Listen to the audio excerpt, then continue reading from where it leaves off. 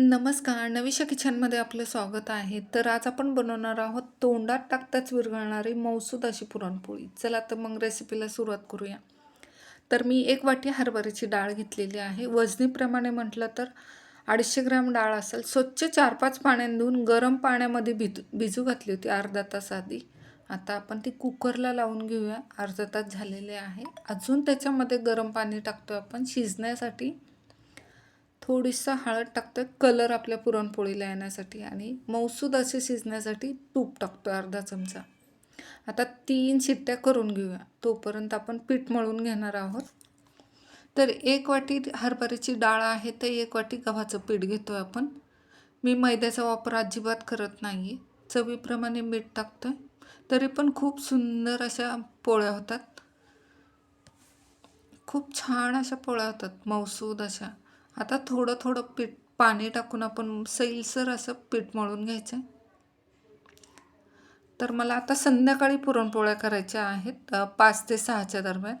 तर मी दुपारी 12:30 ते 1च्या दरम्यान मी पीठ मळते.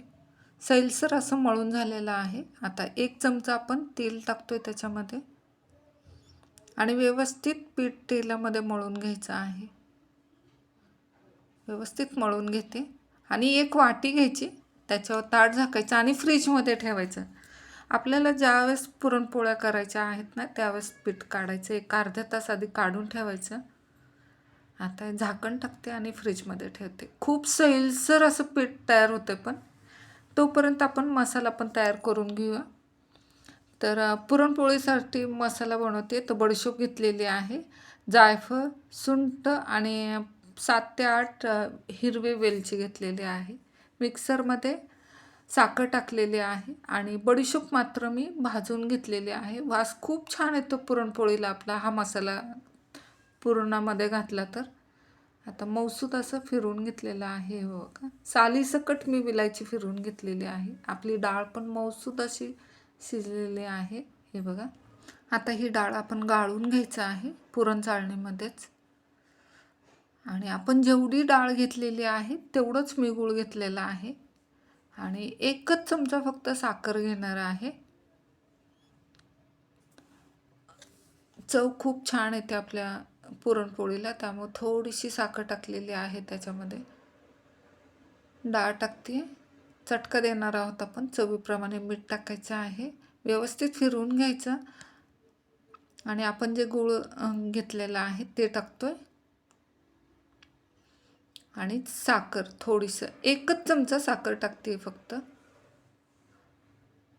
आणि आपण जो मसाला तयार केलेला आहे सगळा तो सुद्धा टाकून घ्यायचा आहे. विलायची, जायफळ आणि सुंठचा मऊसूद असं फिरवून घ्यायचं पण. आणि अर्धा चमचा तूप टाकायचं आहे. चव खूप छान लागते आपल्या पुरणपोळीला. वाटण्यासाठी तयार झालेलं आहे पुरण. आता हे वाटून घेते. कढईला पूर्ण पुरण सोडत आहे. आता पुरण चाळणीमध्ये वाटून घेते मी. हे बघा मऊसूद असं पुरण पडतं पण मला ह्याच्यामध्ये छान वाटलं जातं. हे बघा तयार झालेलं आहे. पेढ्यासारखं मऊसूद असं पुरण तयार झालं. आता आपण कणिकसुद्धा बघूया आपलं भिजले का. हे बघा कणिकसुद्धा आधीच मी बाहेर काढलं होतं. मऊसूद असं भिजलेलं आहे पीठ आपलं. आता आपण पुरणपोळी तयार करणार आहोत. तर एक गोळा घेतला आहे, त्याच्यामधला पण थोडा तुकडा काढते मी.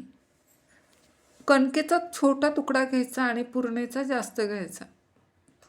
आधी लाटून घेते थोडंसं.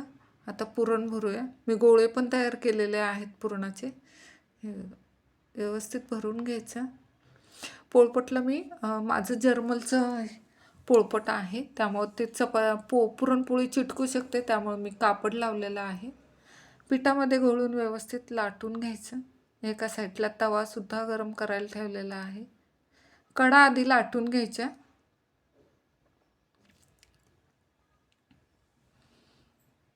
तयार झाल्या. आता टाकून घेऊया तव्यावर. आपण पलटी मारून घेऊया आणि तेल व्यवस्थित टाकायचं आहे. पुरणपोळी अशी आपली भिजली पाहिजे असं तेल टाकायचं. दोन्ही साईडनी खरपूस भाजायचं तेल टाकून. तुम्हाला जर तूप वापरायचं तर वापरू शकता, पण आमच्यात दूध पोळी खाताना तूप वापरतात. बघा किती छान अशी टम्म फुगलेली आहे. दोन्ही साईडनी खरपूस भाजलेली आहे. आपलं पुरण जर व्यवस्थित झालं असेल आणि कणिक जर व्यवस्थित तिंबली असेल ना, खूप छान पुरणपोळ्या येतात. पण कणिक व्यवस्थित भिजली पाहिजे. अशा मी सगळ्या पुरणपोळ्या तयार करून घेतलेल्या आहेत. पुरणपोळीला कलर पण बघा ना किती छान आलाय फिक्का-फिक्का. आणि एक पुरणपोळी तुम्हाला फोडून दाखवते. पुरण शेवटपर्यंत असं पसरलेलं आहे. ही पोळी तुम्ही गरम-गरम दुधामध्ये तूप टाकून जर अशी टाकली ना पुरणपोळी, तर आपोआप विरघळते ही पुरणपोळी. पुरणसुद्धा एका साईडला आलेलं आहे. तुम्हाला जवळनं दाखवते मी अगदी. खूप छान अशा पुरणपोळ्या झालेल्या आहेत. तयार झालेली आहे आपली पुरणपोळी.